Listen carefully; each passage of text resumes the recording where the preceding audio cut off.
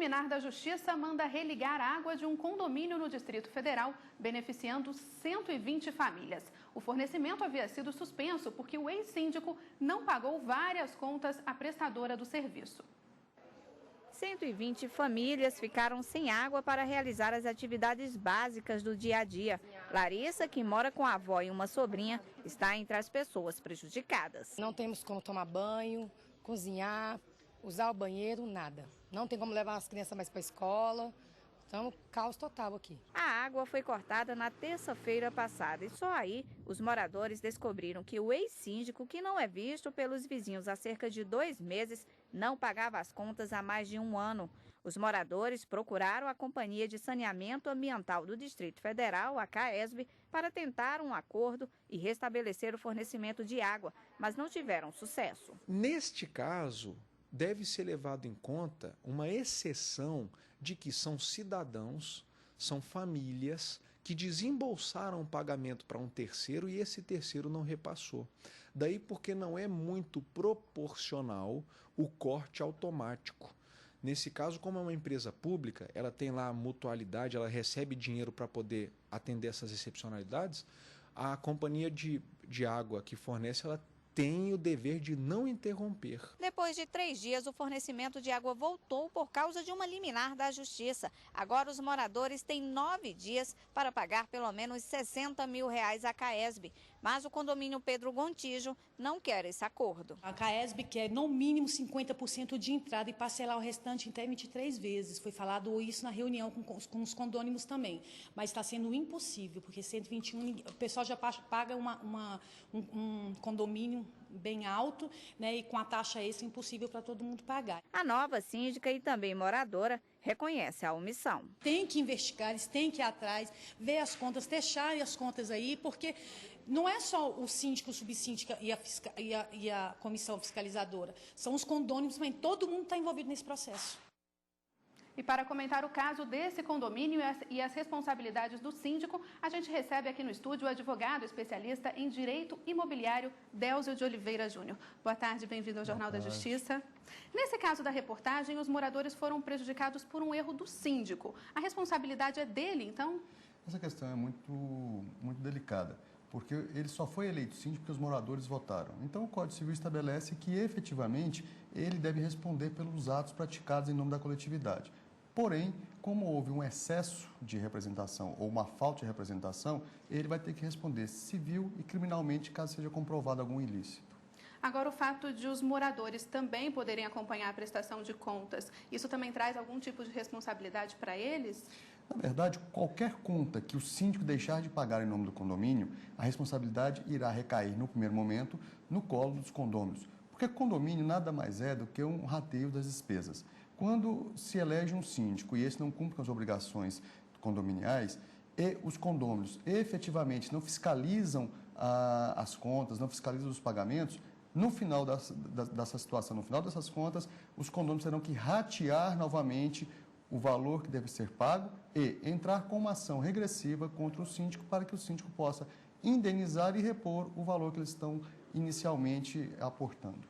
E quais as formas que os moradores têm para acompanhar o trabalho do síndico e a prestação de contas também? A primeira coisa que nós temos que verificar é que todo condomínio deve ter um conselho fiscal. E esse conselho fiscal, ele tem a obrigação legal de receber as contas mensalmente, emitir um parecer favorável ou desfavorável.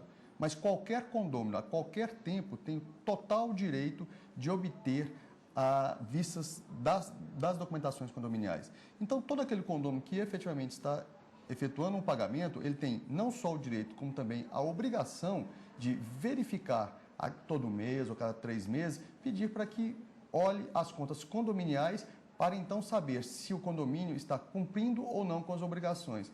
Temos que lembrar, mais uma vez, que tudo aquilo que o condomínio não pagar, obviamente será rateado entre todos os condôminos novamente. Agora, onde estão as responsabilidades e deveres do síndico? Isso depende de cada condomínio?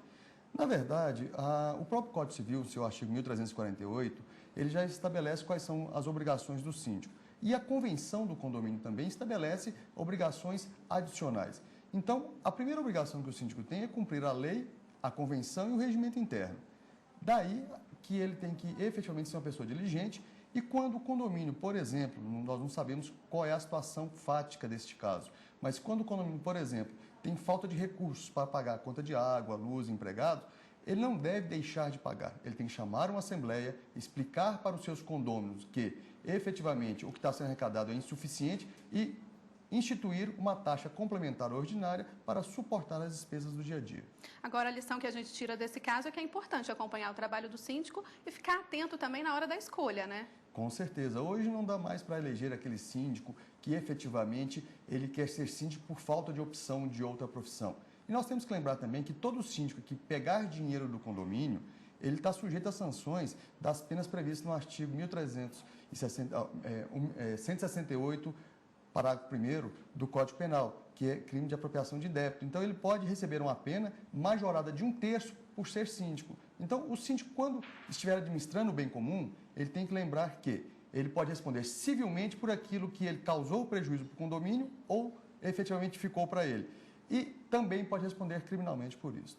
Ok, agora a gente vai ver um outro caso sobre esse mesmo assunto, que mostra que a convenção de um condomínio pode definir qual a quantidade mínima de moradores necessária para alterar o regimento interno do prédio. O entendimento é do Superior Tribunal de Justiça.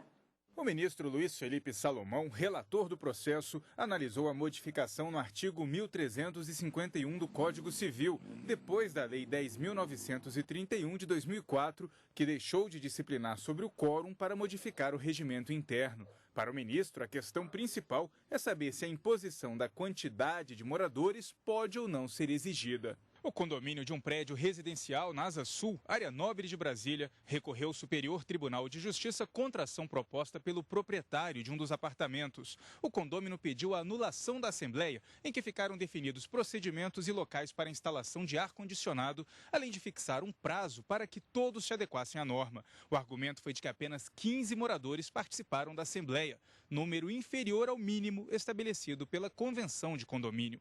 Para o relator, a modificação da lei ampliou a autonomia dos condôminos, que ganharam mais liberdade em relação ao regimento interno. Luiz Felipe Salomão afirmou que a aceitação do quórum de maioria simples, quando o Estatuto do Condomínio impõe a maioria qualificada, resultaria em violação da autonomia privada, princípio protegido pela Constituição. Os ministros seguiram o voto do relator e mantiveram a decisão do Tribunal de Justiça do Distrito Federal, que anulou a Assembleia por estar em desacordo com a Convenção.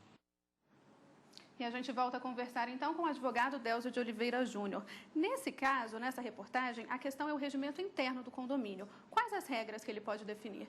Na verdade, aqueles condomínios que foram instituídos antes de 11 de janeiro de 2003, eles estavam sob a égide da Lei 4.591 de 64, que impunha a obrigação do regimento interno de ser aprovado e alterado com 2/3. No advindo do Código Civil, também veio essa obrigação de que o regimento interno só poderia ser alterado com quórum de 2/3. Daí, a Lei 10.931 de 2004, ela suprimiu do texto do Código Civil a obrigação de ter o quórum de 2/3. Essa decisão era muito dividida até então, porque alguns magistrados entendiam que teriam que seguir o quórum previsto na Convenção, outros magistrados entendiam que automaticamente a lei alterando esse quórum, obviamente não precisava mais de seguir o quórum de 2/3 total dos condôminos. O STJ agora ele veio para pacificar a discussão, ou seja, ao entender do STJ, se a convenção for omissa em relação ao quórum, qualquer número de condôminos pode alterar em assembleia o que dispõe o regimento interno. Porém, se a convenção determinar que o quórum para alteração do regimento interno é de 2/3, 50% mais 1 do total dos condôminos ou qualquer outro quórum, deve ser observado o quórum da convenção. Sendo omissa a convenção, maioria simples. E ele prevê punição para quem não cumpriu o regimento? Na verdade, o regimento interno é exatamente para isso, para regulamentar as condutas das pessoas que moram em condomínio e punir aquelas pessoas que efetivamente descumpriram aquele regramento. Então, a convenção é o instrumento normativo necessário e útil para prever as condutas e as imposições de multas. Então, se a convenção do condomínio for omissa em relação às multas, o regimento interno, obviamente, tem que prever. E o regimento interno não pode ir contra o que dispõe a convenção. Ele pode ser, no máximo, um aditivo, ele pode ser um complemento à convenção e não algo que venha a alterar a convenção por regimento interno, é impossível também. Ok, muito obrigada pela participação no Jornal da Justiça e uma boa tarde. Boa tarde.